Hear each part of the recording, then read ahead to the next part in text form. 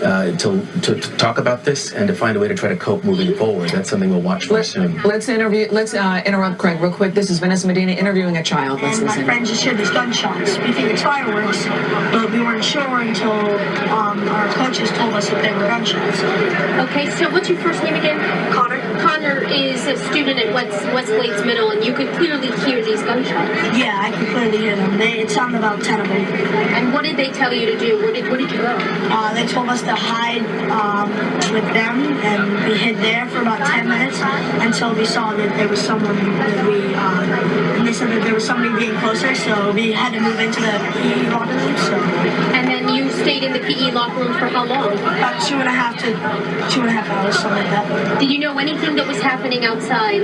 We were watching the live broadcast and stuff. That's all we knew. They all have phones, so they were well in tune with what was going on the outside. Now, Mom, I spoke to you earlier when you didn't know where Connor was and you were just so terrified.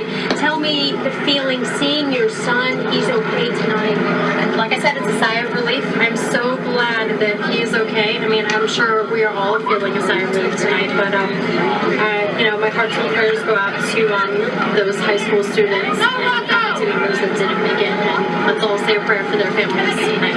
Absolutely. Well, there are a number of schools in that area. Westlake Middle is nearby, but we have nothing to indicate from police that this shooter left this campus or went to any other.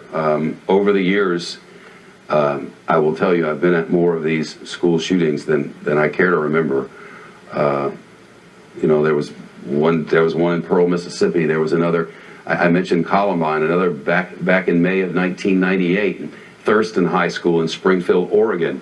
We can go back before then, but one constant is every time from people who witnessed things and people who were there's always information that's just not correct.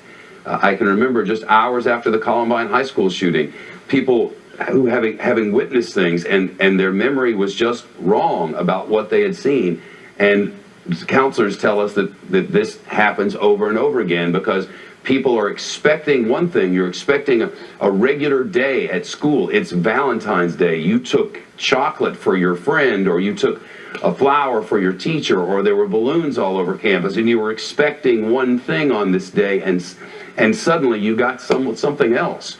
Or you were a parent who was at work and you got a text from your kid, we're on code red, there's a shooter, and all of a sudden everything about your life is different than it was 1 minute ago. Everything just changed, and your focus has changed, and your memories are not always accurate. And it's certainly possible that little kid from another school heard those 10 shots. It's certainly possible that he did.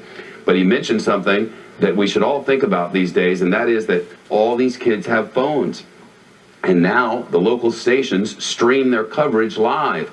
So if you're a student in one of these schools, what they're telling us there is that they pulled their phones out, went to the app on their phone. For instance, our station down there, Channel 7, has an app where you can watch their local news whenever they come on. Well, they don't normally have news at 3 o'clock in the afternoon, but they did today, and they're streaming it. And what they're telling us is that these kids are watching the news streaming of their own school. And we're watching them come out with their hands over their heads in the school, and some of these kids are no doubt watching that as well. I remember the first time I realized that we weren't going to be the first ones to tell the story of what happened there, and that was at the Virginia Tech massacre, when we looked around as reporters and students were texting each other. Students were telling each other their stories rather than telling them to the rest of the world, because there wasn't social media yet. Now there is.